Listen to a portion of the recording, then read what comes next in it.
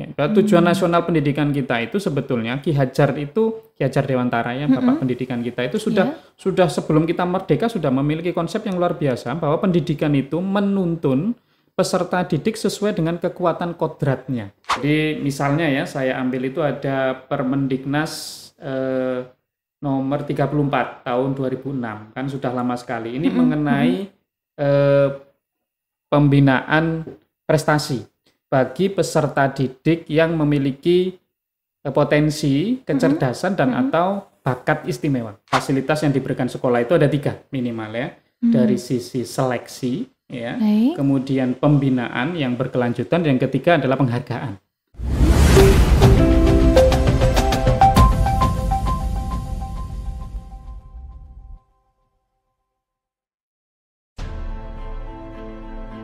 Selamat datang di Sekolah Menengah Atas Diponegoro Tumpang, atau yang lebih dikenal dengan Smadita.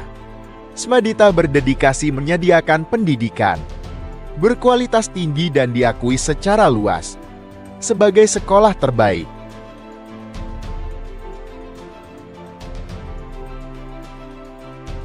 Di Smadita kami percaya bahwa pendidikan bukan hanya tentang memperoleh ijazah, tetapi tentang kekuatan pendekatan pendidikan yang dimilikinya dengan guru berpengalaman dan lingkungan belajar yang kondusif. Assalamualaikum warahmatullahi wabarakatuh. Hai sahabat bulu tangkis, gimana nih kabarnya? Semoga baik-baik aja ya. Selamat datang kembali di podcast PBSI Kabupaten Malang. Podcast di mana kamu bisa mendengarkan banyak sekali hal-hal menarik, khususnya seputar olahraga bulu tangkis, dan tak lupa dong program-program unggulan dari PBSI Kabupaten Malang dalam mendorong terwujudnya Malang Melintang Prestasi Gemilang. Bersama saya, Taris, selaku host di sini. Kali ini kita kedatangan bintang tamu spesial nih, yakni Bapak Teguh Bagus Nur Cahyo, SPDMM, selaku Kepala Sekolah sekaligus Guru Matematika dari SMA Diponegoro Tumpang. Nah, yang membuat menarik nih sahabat bulu tangkis, SMA Diponegoro Tumpang ini adalah mitra dari PBSI Kabupaten Malang. Nanti kita akan banyak ngobrol-ngobrol seru ya terkait paradigma prestasi akademik dan non-akademik dari peserta didik. Aduh, kayaknya udah gak sabar ya. Langsung aja yuk kita sapa beliau. Assalamualaikum Pak. Waalaikumsalam. Gimana nih kabarnya? Alhamdulillah sehat. Alhamdulillah sehat ya, baik ya. Oke. Gimana Pak perasaannya datang ke podcast PBSI Kabupaten Malang?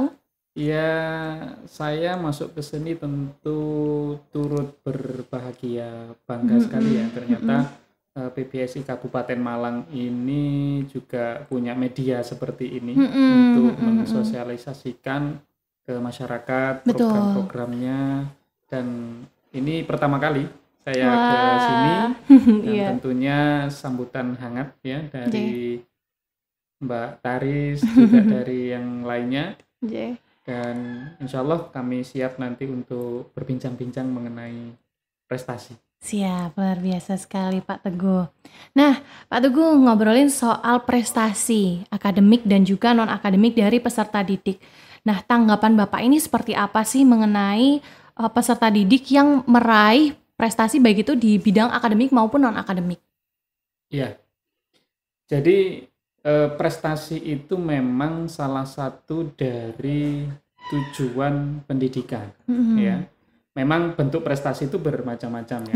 Betul. Nah, sebetulnya kalau secara formal di dunia pendidikan atau di sekolah itu termasuk sekolah menengah atas ini, sebetulnya pemerintah itu sudah sangat lama sekali memiliki regulasi yang mengatur tentang pengembangan atau pembinaan prestasi peserta didik. Jadi misalnya ya, saya ambil itu ada Permendiknas nomor 34 tahun 2006, kan sudah lama sekali. Ini mengenai pembinaan prestasi bagi peserta didik yang memiliki potensi, kecerdasan dan atau bakat istimewa. Jadi itu bagi peserta didik yang memiliki bakat, potensi di berbagai bidang itu harus dibina. Jadi sekolah satuan pendidikan itu wajib untuk melakukan pembinaan terhadap siswa yang memiliki potensi, bakat gitu ya. Dan regulasi yang lain banyak sekali, termasuk tentang pendidikan inklusif yang sekarang itu sudah semakin digaungkan oleh pemerintah dengan Merdeka Belajar di kurikulum Merdeka Betul. itu ya. Jadi pendidikan inklusif itu tidak hanya identik dengan peserta didik yang mohon maaf berkebutuhan khusus gitu ya, yang mungkin dengan berbagai kekurangannya, akan tetapi juga inklusif terhadap peserta didik yang memiliki bakat istimewa tadi. Nah, Jadi bisa. sekolah itu wajib hukumnya memfasilitasi yang berkebutuhan khusus ya dengan kurikulum yang berbeda dengan teman-temannya yang lainnya gitu ya. Iya. Termasuk juga kurikulum yang berbeda bagi peserta didik yang memiliki bakat istimewa, termasuk prestasi di bidang olahraga, Iya, ya kan, ataupun non-akademik. senian dan seterusnya banyak sekali. Jadi prestasi itu memang kewajiban satuan pendidikan untuk membina bagi peserta didiknya yang memiliki potensi dan bakat.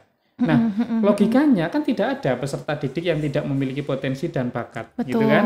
Termasuk yang berkebutuhan khusus sekalipun pasti punya potensi. Nah, ini harus dibina oleh sekolah, gitu ya. Jadi itu pandangan kami tentang prestasi itu. Berarti memang sekolah sendiri dan juga guru-guru gitu ya, staf itu punya peran penting begitu ya Pak Teguh ya dalam membina peserta didik untuk bisa berprestasi baik itu dalam bidang akademik maupun non-akademik. Ya. Oke, luar biasa sekali. Nah, kalau menurut Pak Teguh sendiri, apakah peserta didik ini harus mengejar dua-duanya gitu? Prestasi akademik dan non-akademik ini harus berjalan seperti apa? Balance kah? Atau harus ada yang lebih baik salah satu hal? Atau bagaimana menurut pandangan Pak Teguh? Iya, jadi kita kembali kepada, kita definisikan dulu ya akademik dan non gitu ya. Jadi kalau sekarang itu masyarakat menganggap bahwa akademik ini adalah hubungannya dengan mata pelajaran, Betul. hubungannya dengan kecerdasan nih, dengan otak kita kan gitu, otak peserta didik, kecerdasan mereka. Nah, sedangkan kalau non itu berarti tidak berhubungan dengan kecerdasan nih, di luar itu kan gitu kan ya. Sebetulnya itu harus diluruskan dulu ya. Sebenarnya kita perlu kembali kepada tujuan nasional pendidikan. Ya, tujuan nasional pendidikan kita itu sebetulnya Ki Hajar Dewantara ya, Bapak Pendidikan kita itu sudah sebelum kita merdeka sudah memiliki konsep yang luar biasa bahwa pendidikan itu menuntun peserta didik sesuai dengan kekuatan kodratnya. Kodrat ini apa? Bakat, ya kan, potensi, minat, ini banyak sekali. Yang itu setiap peserta didik kan beragam. Nah, itu kita guru itu menuntun. Siswa itu sudah punya bakat itu. Kita tinggal menuntun, mengarahkan, membuat dia berhasil, sukses dengan potensi yang dia miliki, dengan bakat yang dia miliki. Nah, bentuk dari tujuan nasional kan sudah dituangkan di beberapa regulasi tentu ya, peserta didik yang secara sederhana itu memiliki pengetahuan, ya, kemudian sikap dan keterampilan. Maka sebetulnya ketiga-tiganya harus diraih. Kalau disederhanakan ya akademik maupun non akademik ya harus diraih semuanya. Harus balance ya. Jadi peserta didik itu disebut dia itu belajar kalau memang mempelajari ketiganya. Sikap, dia menjadi lebih baik karakternya, kemudian secara pengetahuan bertambah, gitu ya. Kemudian secara keterampilan juga skillnya, kompetensinya juga meningkat. Nah, ini berarti dia belajar kan. Betul. Ya, jadi kedua-duanya lah Mbak, itu harus dikembangkan, harus difasilitasi oleh sekolah. Oke. Nah, sahabat bulu tangkis tadi itu sempat memotong, maksudnya memecahkan dari paradigma yang masyarakat kira itu kalau non akademik itu ya di luar dari mata pelajaran begitu ya. Padahal tidak seperti itu. Di mana peran dari kepala sekolah, lalu juga guru-guru, staf di sana itu tinggal mengarahkan saja begitu ya Pak Teguh ya. Iya. Baik. Nah, sekarang kita masuk ke paradigma masyarakat yang lain nih Pak Teguh. Jadi banyak waktu saya sekolah dulu tuh juga guru-guru saya tuh tidak mengizinkan dispensasi peserta didik kalau itu tuh di luar dari pelajaran akademik gitu. Biasanya sih kalau olimpiade gitu ya, misalnya lomba matematika atau IC, itu tuh selalu didukung gitu ya, selalu disupport. Tapi kalau ini berhubungan dengan kesenian atau olahraga, itu banyak sekali sekolah-sekolah yang tidak mengizinkan gitu untuk peserta didiknya ini mengikuti lomba atau kompetisi tersebut dengan alasan akan mengganggu prestasi akademiknya. Nah, bagaimana tanggapan Pak Teguh terkait hal tersebut? Iya. Seperti yang saya sampaikan di awal tadi ya. Jadi sebenarnya regulasi mengenai pembinaan prestasi itu sudah diatur sejak lama. Akan tetapi memang mungkin ya, mohon maaf, ini beberapa satuan pendidikan, sekolah-sekolah itu tidak seluruhnya memahami esensi dari regulasi tentang prestasi tersebut. Ya. Memang banyak terjadi disinformasi ya, termasuk pemahaman yang mohon maaf keliru dari satuan pendidikan yang menganggap bahwa sekolah dengan belajar itu sama. Jadi yang disebut belajar itu ya sekolah. Iya. Masuk di kelas, duduk dalam kelas, kemudian mendengarkan Bapak Ibu guru mengajar. Nah, itu disebut sekolah. Tapi kalau di luar kelas itu disebut tidak sekolah. Gitu. Walaupun baca buku, tapi Betul. kalau di luar, oh enggak sekolah ini kan gitu Iya, ya. iya, betul, Padahal betul. esensi dari sekolah ini kan belajar. Mm-mm, Ya, belajar untuk apa? Itu tadi meningkatkan, kemudian bakatnya nanti terasa dan seterusnya. Nah, untuk mencapai kesuksesan dari peserta didik, ya tentu ini harus diluruskan ya. Artinya tujuan dari pendidikan itu adalah peserta didik itu belajar. Bagaimana tujuan dari masing-masing peserta didik itu kalau di kurikulum Merdeka itu bisa berbeda, Mbak. Jadi antar satu dengan yang lain tidak harus sama. Menyesuaikan dengan potensi dia, bakatnya dia. Keunikannya Iya, apa keunikannya begitu ya? apa. Nah, ini yang harus dilakukan sekolah. Nah, ini harus diluruskan. Pertama harus diluruskan ini dulu supaya apa? Jadi kalau sekolah menganggap bahwa anak itu disebut belajar kalau masuk kelas, kalau di luar kelas tidak, itu kan pemahaman yang harus diluruskan lah, gitu ya. Jadi saya kira kalau ada sekolah yang tidak mengizinkan adanya dispensasi katakan, dalam tanda kutip ini dispensasi memang betul-betul Mengikuti lomba gitu ya ya, atau katakan kejuaraan tertentu. untuk proses pembinaan tadi, ya saya kira sekolah harusnya mengizinkan. Gitu ya. Kemudian bagaimana dengan pembelajaran? Pasti pertanyaannya di situ ini. Bagaimana dengan pembelajarannya, mata pelajarannya ya kan nanti tertinggal dan seterusnya lah. Padahal ya kalau kita mengikuti perkembangan dari kurikulum ya itu tadi, kurikulum bagi peserta didik yang mengikuti pembinaan prestasi itu tidak harus sama dengan peserta didik yang lainnya gitu yang standar di dalam kelas itu, gitu kan. Ya peserta didik yang lainnya mungkin tidak ada pembinaan prestasi dalam hal atlet, dalam hal seni, bahasa dan seterusnya ya. Tapi kan pembinaan prestasinya dalam hal akademik di kelas gitu kan. Dan sebetulnya dua-duanya juga pembinaan prestasi, hanya saja berbeda dalam bidangnya. Nah, betul. Harusnya ada fasilitasi itu, ya. Saya kira itu, Mbak Taris. Baik, berarti cara untuk mengubah paradigma masyarakat ini adalah dengan meluruskan sudut pandang tadi yang mungkin masih keliru begitu ya, Pak Teguh ya. Ketakutan satuan pendidikan. Kalau dianggap bahwa kalau mengizinkan dispensasi berarti ini mengizinkan anak tidak sekolah. Lah ini yang salah. Iya, betul. Ya, padahal kalau dia memang siswa tersebut itu mengikuti pemusatan latihan, itu kan pendidikan. Itu kan sekolah sebetulnya ya kan? Betul. Itu. Apalagi juga Bapak Nadiem Makarim juga, Menteri Pendidikan kita itu juga sudah menyiapkan kurikulum Merdeka Belajar, di mana anak-anak ini juga merdeka untuk bisa memilih bidang studi yang memang bisa digeluti dengan lebih fokus gitu ya dibandingkan dengan bidang-bidang yang lain begitu ya. Oke, luar biasa sekali. Nah, ngobrolin soal prestasi non-akademik ya Pak Teguh, pastinya kan tidak jauh-jauh dari olahraga gitu ya, cabang olahraga. Nah, kira-kira kalau di SMA Diponegoro sendiri itu apakah ada pembinaan prestasi khusus di bidang olahraga atau bagaimana? Iya, kalau untuk di SMA Diponegoro Tumpang kami memang berupaya untuk mengikuti regulasi dari pemerintah, khususnya di kurikulum Merdeka ini ya. Makna dari Merdeka Belajar ini kan tentu bukan kebebasan dalam tujuan belajar, bukan. Ya tujuan pendidikannya ada yang berbeda-beda tadi loh untuk setiap peserta didik. Yang merdeka di sini adalah merdeka cara belajarnya.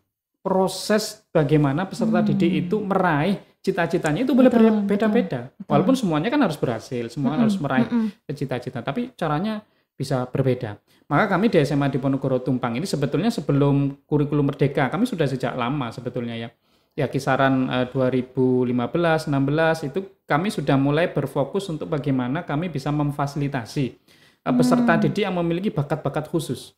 Mau itu kesenian, kemudian bahasa. Kami kan juga ada kelas bahasa ya khusus itu. Luar biasa. Kemudian olahraga. Ini pasti yang banyak ini yang kelas olahraga. Ya. Wah, menarik. Ya, ini kami berikan apa istilahnya? Proses pembinaan tadi itu. Karena kami wajib melakukan itu. Jadi di SMA Diponegoro memang ada kelas apa istilahnya ya? Fasilitasi khusus peningkatan prestasi, pembinaan prestasi ya. Walaupun bentuknya kami tidak menjadikan itu satu kelas, tidak. Ya, karena bukan kelas khusus atlet gitu ya. Bukan ya. Jadi para peserta didik ini tersebar di beberapa kelas gitu ya. Ini juga demi untuk apa ya, efektivitas. Justru kalau dijadikan satu kelas, itu nanti menurut pengalaman kami itu justru kurang ya efektifnya itu ya. Oh, kurang efektifnya seperti apa itu? Karena kalau jadi satu kelas ini termasuk ini inklusivitasnya terlalu anak itu merasa saya di kelas olahraga. Nah, nanti teman-temannya kan juga gitu kan. Iri ya. Jadi ada ini kelas apa ya olahraga. Jadi termasuk mereka juga tidak terbeban secara mental ya. Jadi kalau kelas olahraga ya harus nanti ada kekhususan atau target khusus yang mungkin mereka menjadi beban ya. Itu juga secara kurikulum juga kurang efektif ya. Di beberapa sekolah mungkin yang ada kelas olahraganya, ya ada kelas khusus begitu, itu ketika saat pembelajaran itu juga kadang-kadang kurang maksimal. Ya. Jadi karena mungkin bisa jadi ya misalnya dalam satu kelas olahraga itu kok semuanya ikut pemusatan latihan, kan hilang semua tuh satu kelas jadinya. Iya, betul. Atau ketika saat separuh saja, ya kan? Jadi isinya 30, yang 25 pemusatan, yang 5 di kelas ya. Jadi gurunya hanya ngajar 5 itu. Kalau tinggal satu anak kan gitu. Betul. Walaupun enggak apa-apa secara proses boleh-boleh saja. Ya makanya kami lebih cenderung untuk menyebar itu ke beberapa kelas ya kalau sistemnya di SMA di Ponorogo. Lalu bentuk fasilitas yang diberikan itu seperti apa, Pak? Ya, kalau kami sebetulnya sudah ada pedomannya ya. Jadi fasilitas yang diberikan sekolah itu ada 3 minimal ya. Dari sisi seleksi ya, kemudian pembinaan yang berkelanjutan, dan yang ketiga adalah penghargaan. Itu bukan hanya kewajiban sekolah, dan itu juga kewajiban pemerintah daerah, kewajiban pemerintah provinsi sampai pusat, itu 3 itu. Maka kami juga melakukan seleksi. Seleksi di sini itu bukan untuk memilih ya, bukan hanya untuk memilih, tapi memastikan bahwa memang peserta didik ini bakatnya di bidang tersebut, gitu kan. Harus ada kepastian, ini bisa diperoleh dari rekomendasi misalnya ya kan. Jadi tidak harus kami seleksi yang harus bagaimana gitu ya. Audisi gitu ya. Bukan. Jadi rekomendasi dari PBSI, di rekomendasi ini adalah calon atlet atau memang sudah atlet. Nah, itu sudah cukup. Jadi berarti peserta didik ini memang secara by data memang ini kompeten clear, gitu ya. Punya bakat istimewa tadi di bidang olahraga. Bisa juga dari segi prestasi sebelumnya kan bisa dilihat. Track record ya. Termasuk kami juga mengadakan ini perjanjian, ya, surat perjanjian atau surat ya semacam kesepakatan dengan peserta didik bahwa kami sekolah memfasilitasi. Maka dari itu peserta didik juga harus punya komitmen, kan itu penting. Ya. Ini di pedomannya juga harus ada komitmen peserta didik. Bukan, ya mohon maaf kadang-kadang jangan sampai ya ini dijadikan, karena ini kan berbeda dengan teman yang lainnya ya. Dia memang siswa berbakat potensi olahraga ini memang boleh misalnya ada pemusatan latihan, tidak ikut belajar di kelas itu kan. Nah nanti kalau kita tidak ada seleksi, tidak ada rekomendasi, tidak ada surat perjanjian, nanti bisa jadi siapapun bisa masuk ke situ ya kan. Sendiri ya. Itu jadi memang harus ada proses seleksinya. Baik. Gitu. Sejak kapan sih Pak Smadita ini memberikan fasilitas kelas, maksudnya fasilitasi untuk atlet gitu? Kalau ada siswa latih sudah lama ya. Kalau sudah di situ lama ya. sudah lama. Jadi dulu itu mungkin di beberapa bidang kita pernah disilat itu kan itu ada fasilitasi khusus ya, pembinaan khusus. Kalau sekarang lebih banyak lagi gitu ya. Apalagi sudah bermitra dengan PBSI Kabupaten Malang ya. Khususnya itu. Jadi untuk badminton ya, bulu tangkis ini kami juga sudah ada kesepakatan untuk pembinaan bersama terhadap peserta didik kami. Yang poin 2 tadi ya, pembinaan yang berkelanjutan. Betul, gitu kan harus kami lakukan. Oke. Ya.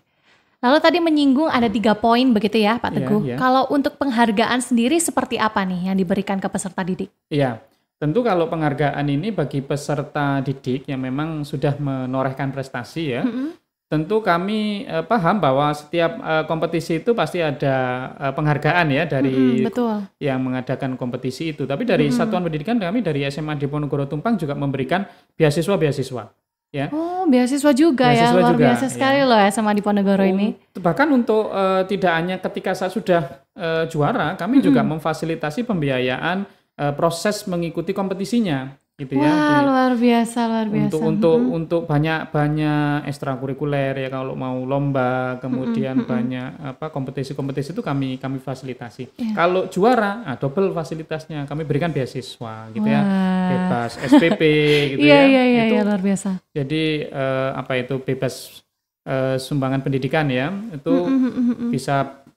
bisa sampai 6 bulan, bisa sampai 1 tahun, tergantung dia siswa itu prestasinya di tingkat apa gitu ya. Ya minimal di tingkat kabupaten kota itu sudah kami berikan beasiswa. Wah, luar biasa sekali loh. Pastinya ini bisa menjadi motivasi tersendiri ya bagi para peserta didik untuk bisa terus mencetak prestasi begitu ya Pak Teguh ya. Coba kalau saya masih SMA, kayaknya saya pilih SMA di Ponegoro Tumpang deh kayaknya ya. Mbak Taris, memang buktinya banyak siswa kami yang bahkan sampai lulus itu udah gratis. Ya karena berprestasi itu ya. Iya. Luar biasa. Non akademik ya yang disebut tadi ya. Jadi prestasi olahraga. Jadi dari kelas 10 sampai lulus udah free ya, gratis sampai lulus. Wah, melihat betapa suportifnya ya SMA di Ponegoro Tumpang ini buat sahabat bulu tangkis yang sudah kelas 3 SMP mau masuk ke SMA ya, bisa nih dijadikan opsi SMA di Ponegoro Tumpang, apalagi untuk peserta didik yang memang memiliki prestasi baik di bidang akademik maupun non akademik ya Pak Teguh ya. Oke, luar biasa sekali. Nah, kira-kira dari Smadita sendiri ini ada berapa atlet ya yang menjadi peserta didik dan dari cabur apa saja? Iya, kalau secara data ya, tentu kalau yang resmi itu mengikuti yang bakat istimewa tadi yang fokus ya, itu kurang lebih sekitar 13 lah ya dari banyak cabang olahraga. Kalau yang sering mengikuti pemusatan latihan ya, maksud saya itu ya di luar sekolah. Kalau yang pembinaannya untuk di sekolah saja melalui ekstrakurikuler gitu ya, jadi tidak mengambil waktu belajar reguler ya, itu banyak ya, siswa-siswa kami banyak melalui ekskul ya. Tapi kalau yang cabur khusus termasuk yang bulu tangkis, itu cabang olahraga silat, ada karate, yang sudah sampai nasional itu atletik ya, lari jalan cepat itu sudah sampai nasional beberapa kali. Kemudian selam, kalau selam itu terakhir kemarin ini bahkan sampai ke Thailand siswanya. Wow, sampai internasional ya, luar biasa. Berarti memang pembinaan dari SMA di Ponegoro ini melalui ekstrakurikuler ya, selain dari di luar sekolah itu pemusatan latihan. Iya, jadi ada yang melalui ekstrakurikuler jika itu dirasa cukup. Ya, seperti misalkan ada beberapa yang silat itu kan cukup dengan ekskul itu yang sore hari ya. Mungkin bisa 1 kali dalam 1 minggu, 2 kali dalam 1 minggu itu. Kalau mau mengikuti kompetisi bisa ditambah durasinya ya. Kemudian ada yang mungkin mengikuti pemusatan latihan gitu, ada yang di luar. Kalau yang ini tentu kami bekerja sama dengan beberapa pelatih mentor, ya, dengan beberapa lembaga ya seperti PBSI, dengan lembaga ya baik itu di tingkat kabupaten ya minimal, kami dengan beberapa KONI misalnya ya. Nah, kami berkomunikasi untuk bagaimana peserta didik ini, mungkin di kami belum ada ekskulnya ya, kami sebut selam itu nggak ada ekskulnya, sehingga kami harus kerjasama dengan lembaga, dengan pelatih ya dari luar itu untuk bisa memfasilitasi peserta yang nggak ada ekskulnya di kami gitu. Oh, baik. Berarti dengan building bridges gitu ya sama KONI atau mungkin dengan orang-orang atau mentor yang memang sudah qualified begitu ya. Baik, luar biasa sekali. Nah, untuk proses pembelajarannya sendiri nih Pak Teguh, apakah ada perbedaan antara atlet dan juga peserta didik biasa dalam proses belajar mengajarnya? Ya, tentu saja ya, terutama kalau peserta didik ini memang membutuhkan waktu ketika menggunakan waktu latihannya ketika waktu reguler ya. Kami kan masuk pagi ya, dari jam 6.45 sampai pukul 15 ya sore. Nah, kalau peserta didik prestasi tadi itu membutuhkan waktu tersebut tentu berbeda dengan peserta didik yang bisa reguler masuk setiap hari gitu ya, itu tentu berbeda. Dan memang tadi targetnya kan memang berbeda fasilitasi yang kami berikan. Nah, untuk yang prestasi, untuk yang atlet gitu ya, itu memang kami sebetulnya ada beberapa teknik ya. Kalau kami secara resmi, Bapak Ibu Guru itu sudah memiliki cara tersendiri untuk memberikan pendidikan atau kurikulum khusus terhadap peserta didik yang atlet. Oh, berarti memang ada kurikulum khusus ya? Ya. Jadi tentu berbeda ya. Iya, Tujuan iya. pembelajarannya kalau di kurikulum Merdeka memang tujuan pembelajaran setiap peserta didik boleh berbeda. Ya. Jadi untuk atlet-atlet itu tuh berbeda dengan yang bisa belajar di dalam kelas gitu ya. Itu bisa macam-macam ya modelnya itu. Bisa jadi itu semacam simplifikasi, penyederhanaan tanpa menghilangkan substansi dari mata pelajaran. Betul, Gitu betul. kan. Nah, setiap mata pelajaran kan punya esensi ya, materi yang penting-penting itu yang harus diberikan kepada atlet sekalipun gitu ya. Tidak harus semuanya ya. Lebih tidak- dirangkum ya. lebih simpel, lebih sederhana gitu ya. Ya, tapi tetap mendapatkan pembelajaran kan gitu kan. Iya, iya, betul. Dengan kadang kami punya namanya istilahnya kalau di masa Covid itu terkenal ya. Jadi Learning Management System. Jadi LMS ya. Minimal itu ya Google Classroom lah ya. Jadi semacam aplikasi itu di mana guru itu bisa bertemu dengan murid tanpa harus bertatap muka, tanpa harus langsung bertemu begini Iya. kan. Jadi mungkin siswanya sedang latihan pemusatan ya. Training center di Jakarta misalnya, di Solo misalkan kalau sedang bulu tangkis gitu kan tidak mungkin masuk sekolah ya. Maka guru bisa tetap bertemu dengan siswa tersebut, komunikasi melalui LMS ya, Learning Management System tadi itu, melalui Google Classroom gitu. Pembelajaran bisa melalui LMS yang kita sediakan. Jadi termasuk peserta didik mengerjakan tugas-tugasnya Tugas ya dari kan itu Google Classroom. bisa dari jarak jauh gitu. Dan itu kan siswa tetap belajar kan itu kan. Ya, jadi ya tetap sekolah artinya gitu kan. Walaupun tidak di dalam kelas reguler. Gitu. Dan guru-guru kami sudah memahami itu. Semuanya sudah melakukan itu, memfasilitasi dan memahami. Berarti guru-gurunya juga suportif ya, tidak Ya. hanya dari kepala sekolah ya, Ya. tapi memang ini harus bisa menjadi ikhtiar bersama-sama Iya, gitu ya. Kan yang mengajar bukan kepala sekolah. Betul, Banyak betul. guru gitu. Jadi Iya, semuanya iya. harus memahami itu. Karena satu guru pun tidak memahami esensi dari pembinaan prestasi, itu juga masalah sendiri kan. Iya, Jadi betul, harus 100% guru memahami itu. Seperti yang saya lihat itu ada di beberapa platform pendidikan itu juga sekarang guru-guru itu sudah mulai membuat video Ya. e-learning seperti itu ya. Nah, itu apakah di SMA Diponegoro sudah mulai mengaplikasikan hal tersebut atau bagaimana? Iya betul. Jadi jadi peserta didik nanti bisa melihat video itu di YouTube-nya, ada linknya, belajar lewat situ gitu kan. Oke. Jadi kemudian guru kemudian bisa juga melalui Zoom, melalui Google Meet kan bisa bertemu dengan guru itu. Baik. Bahkan secara individual kan. Jadi guru memfasilitasi menghubungi siswa secara individu untuk mendapat pembelajaran gitu kan. Waktunya juga fleksibel. Kan luar biasa guru seperti ini kan. Tidak Iya harus loh. pagi ya, waktunya malam harus istirahat. Oh, masih mau. Istimewa ya SMA Diponegoro Tumpang ini. Baik. Berarti itu adalah salah satu bentuk support ya dari guru-guru di masing-masing mata pelajaran terhadap nilai dari atlet ini sendiri agar bisa tetap balance ya Iya. antara prestasi akademik dan juga non-akademiknya. Wah, luar biasa sekali. Nah, dari hal-hal yang sudah kita bicarakan nih Pak Teguh, kan tadi kita udah ngobrolin soal ada kurikulum yang berbeda, terus juga mungkin ada treatment yang berbeda gitu ya untuk peserta didik yang memang memiliki bakat istimewa ini. Kira-kira ada nggak sih Pak Teguh sebuah fenomena di mana siswa yang non-atlet ini atau siswa yang mungkin lebih fokus di prestasi akademik yang reguler ini iri terhadap nilai atau rapot yang diberikan kepada atlet atau siswa yang berprestasi? Ya. Tidak ada. Oh, tidak ada ya? Tidak ada. Wah, luar biasa. Nah, kenapa tidak ada? Jadi tidak ada itu yang pernah protes atau menyampaikan keluh Keluh kesahnya. kesah, Pak, kok itu teman saya boleh tidak masuk kelas, saya kok harus Iya, masuk kelas? iya. Tidak ada. Kenapa? Karena itu tadi proses kami untuk membina itu jelas.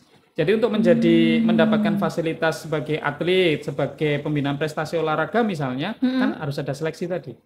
Harus ada rekomendasi, harus jelas. Jadi Akhirnya teman-teman- fair ya. Iya, teman-temannya paham gitu ya. Oh iya, memang ini atlet dan memang punya kewajiban berbeda. Kalau mau misalkan tadi iri ya boleh ikut, tapi kan harus sama kayak gitu. Ya, Betul. akhirnya Harus menyesuaikan iya. standarnya ya. nggak berani iri kan akhirnya. Oke, luar Jadi sudah biasa punya sekali. potensi sendiri-sendiri lah. Itu intinya bidangnya masing-masing. Wah, luar biasa ya. Jadi selain kita berbicara mengenai peserta didik yang memang berprestasi, pastinya di Ismadita ini juga memperhatikan peserta didik yang lainnya gitu ya. Jadi supaya peserta didik yang lain ini tetap merasa adanya kesamaan gitu ya, dan tidak ada tumpang tindih antara satu dan yang lainnya seperti itu ya, Pak Teguh ya. Wah, luar biasa sekali. Tadi juga saya Taris mendengar juga bahwa di Smadita ini juga provide beasiswa nih sahabat bulu tangkis ya untuk sahabat-sahabat bulu tangkis yang memang berprestasi baik itu di bidang akademik maupun non-akademik.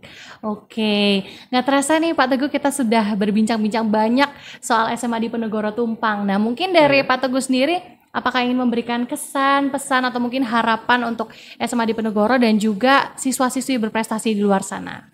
Iya, jadi ini mumpung di sini ya Mbak Taris, saya sampaikan mudah-mudahan para pemirsa ini juga nanti bisa mengetahui informasi mengenai SMA Diponegoro Tumpang ya. Kami ada di Tumpang, wilayah Malang bagian timur sana. Gitu. Tapi insya Allah kami berupaya untuk mendidik peserta didik kami ini sesuai dengan minat, bakat, potensinya kami kembangkan semuanya, akademik, non-akademik semuanya. Ya tentu dengan berbagai banyak program ya. Sebetulnya selain program yang sudah dibahas tadi ya, di kami itu punya beberapa kekhususan. Kami SMA Diponegoro ini punya program SMA Double Track. Wah, seperti apa itu Pak Teguh? Double Track ini, kalau istilah Double Track sebetulnya di tingkat provinsi sudah banyak beberapa sekolah yang studi banding ke sekolah kami dan menerapkan ya. Sehingga akhir ini kami membuat branding lagi itu namanya supaya jelas itu SMA plus vokasi. Nah, kalau itu kan lebih mudah dipahami ya. Oh iya betul. Jadi kalau kami SMA ya tetap SMA ini akan tetapi kami berikan di sana itu program-program vokasi kayak di sekolah kejuruan ya. Jadi ada 7 program bisa dipilih ya salah satu ya. Persis seperti di sekolah kejuruan. Jadi ada tata rias, tata boga, tata busana, apalagi ya, administrasi perkantoran, otomotif, sepeda motor, grafika, kemudian elektronika. Jadi seperti di kejuruan ya. Jadi peserta dan ini bukan ekskul. Ini adalah mata pelajaran wajib memilih salah satu. Dipelajari selama 3 tahun. Dan wajib lulus sertifikasi kompetensi PNSP. Sehingga nanti kan itu diakui. penting ya. Diakui oleh dunia usaha bagi yang ingin dunia profesional. Ya, SMA kerja kan tidak semua siswa lulusan kami kan ingin kuliah ya. Mungkin kuliah sambil kerja itu banyak.